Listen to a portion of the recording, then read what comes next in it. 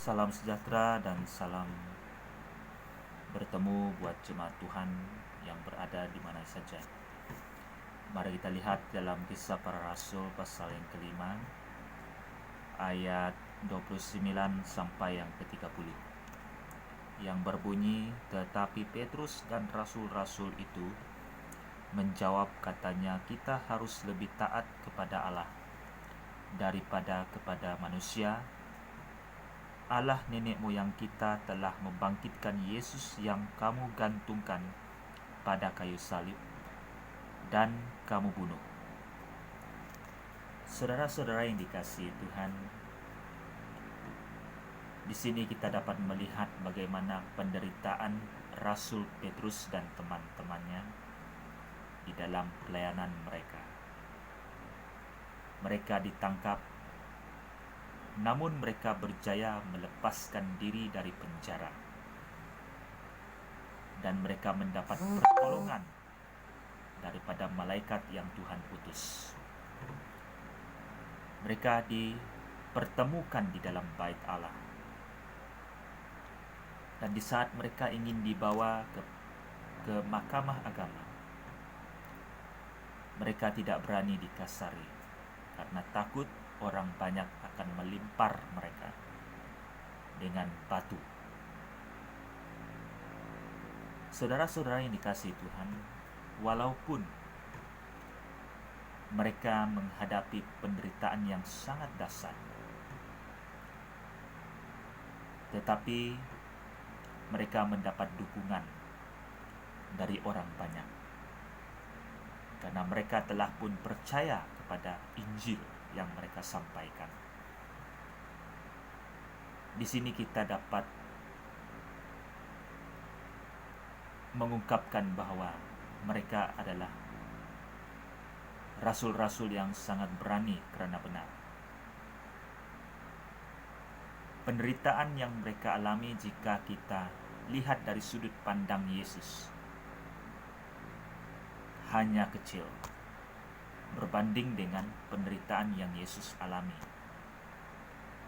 di mana Yesus telah dibunuh, disalibkan. Namun kematian Yesus itu hanya sementara, di mana dia telah bangkit di hari yang ketiga dan mengalahkan kuasa-kuasa roh jahat. Tetapi Petrus dan teman-temannya, penderitaan yang mereka alami hanya kecil. Mereka mengalami penyertaan Roh Kudus karena Yesus telah menjanjikan Roh Kudus kepada mereka sebelum Yesus dibangkitkan. Mereka mendapat keyakinan karena Roh Kudus ada bersama dengan mereka sepanjang pelayanan. Dan pelayanan mereka membuahkan hasil, di mana banyak orang percaya dengan perkabaran yang mereka bawa. Dan sudah pasti umat Kristen pada ketika itu semakin banyak dan semakin banyak jumlahnya.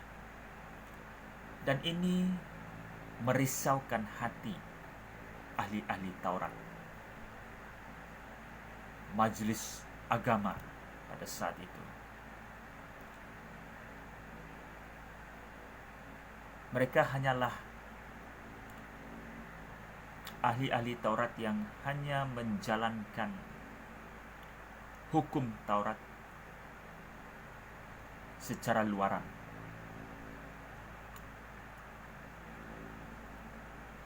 Mereka melakukan ritual mereka dengan kesombongan yang ada di dalam hati mereka. Mereka sering memandang rendah terhadap orang yang tidak mengenal Taurat. Di sini Tuhan mengajar mereka betapa pentingnya kita untuk merendahkan hati di hadapan Tuhan. Petrus dan teman-temannya hanyalah orang biasa nelayan yang Tuhan panggil menjadi muridnya. Mereka bukan siapa-siapa, tidak punya pangkat, bukan juga ahli-ahli Taurat, tetapi mereka telah pun mengalami perjumpaan dengan Yesus. Di saat Yesus mengajar mereka, walaupun mereka tidak mengerti, namun akhirnya mereka mengerti apa yang telah Yesus kerjakan sepanjang 3,5 tahun Yesus bersama dengan mereka. Hari ini, di abad ini, saudara-saudara yang dikasihi Tuhan, kita mungkin orang yang suka instan dalam menempuh hidup ini.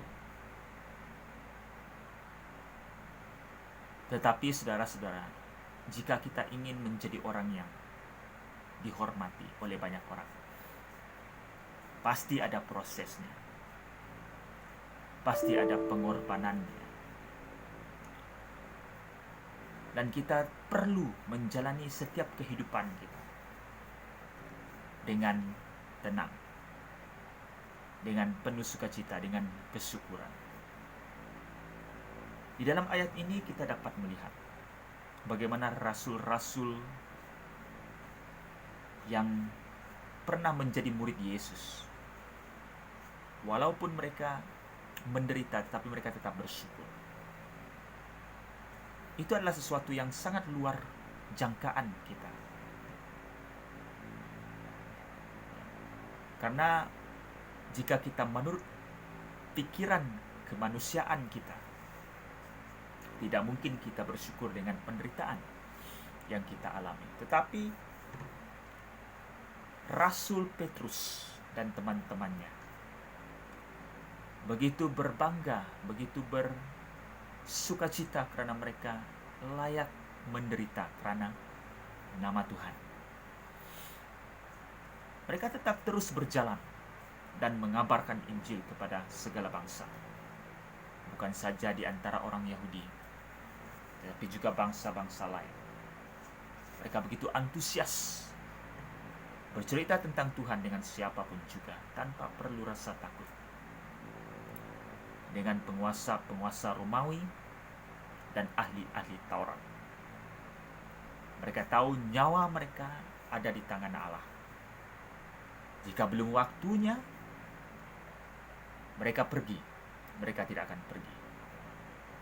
Karena masih ada lagi pekerjaan yang belum selesai yang dipercayakan oleh Allah kepada mereka. Saudara, jika kita lihat dalam konteks pada hari ini, adakah kita memiliki keyakinan seperti mereka? Adakah kita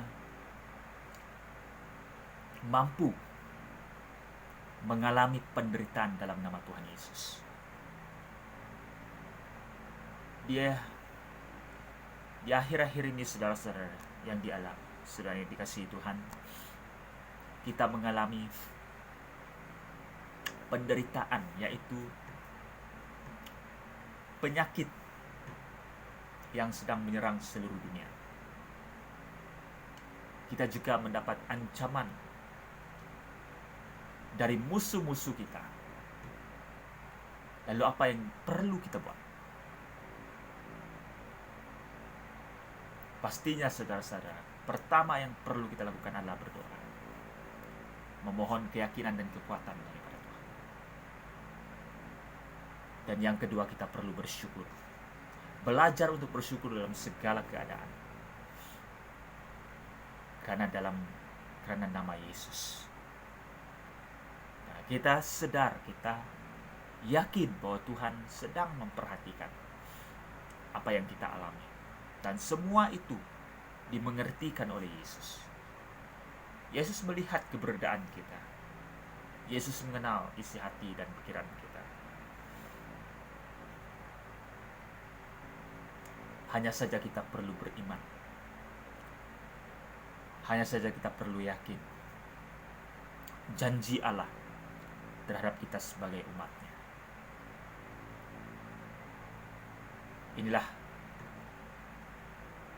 harapan kita. doa kita masing-masing dimanapun juga berada. Kiranya Tuhan terus memberkati.